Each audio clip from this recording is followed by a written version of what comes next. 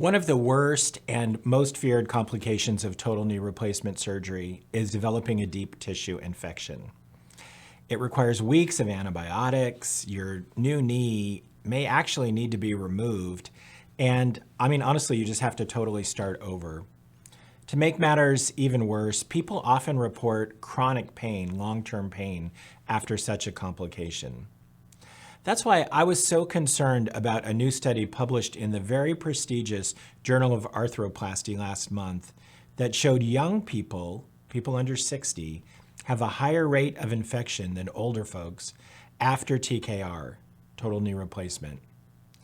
Honestly, it doesn't even make sense. Young people are healthier, and typically healthier people have a lower infection rate. But there's nothing fair about young TKR, right? In any event, the study's findings are really significant, and they emphasize that young TKR need to be extremely careful when arranging for surgery.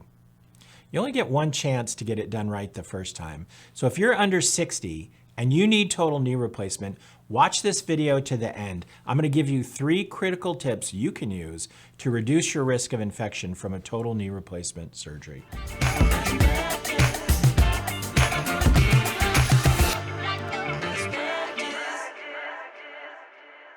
All right, let's get right into it.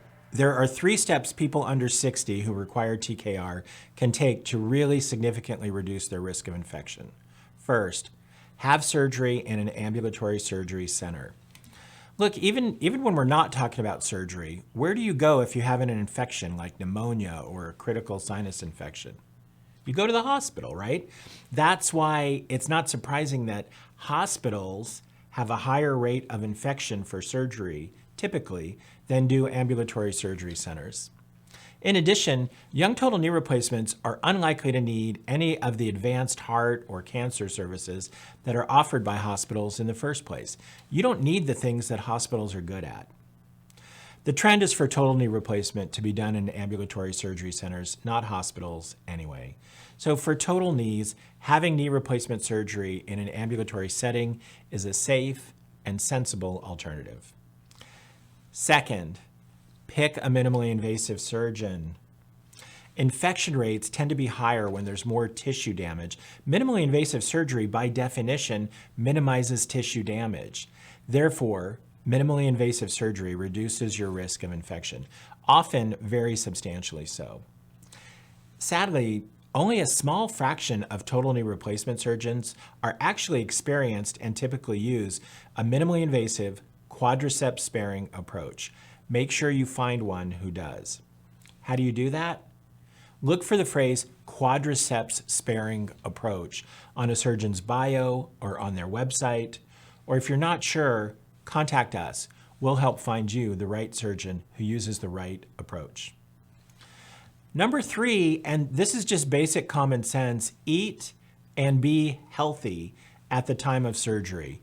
Your body needs to heal up that surgical wound. That takes health and energy.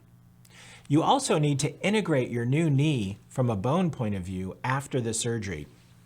Same thing, it requires health to be healthy. The healthier you are on the day of your new knee's birthday, the better. Well, obviously, good nutrition is essential to that. Follow a balanced diet. If you're concerned about your nutrition at all, your doctor can check a blood level of albumin protein. It's an indicator of how well you've been eating.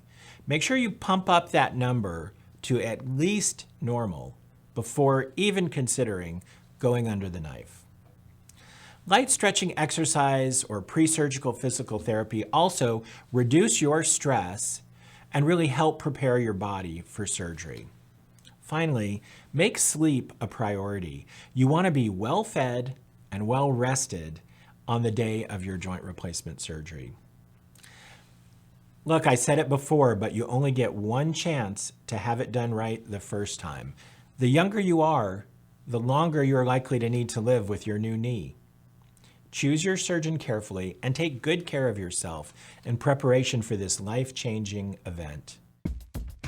If you have a question you would like answered on Best Practice Live, click the link to our website and complete the submission form. The more information you can give us, the better we can answer your question. So please contact us and we can walk you through uploading your imaging to a secure server. Please like and subscribe to our channel to stay up to date with information about your spine and joint health.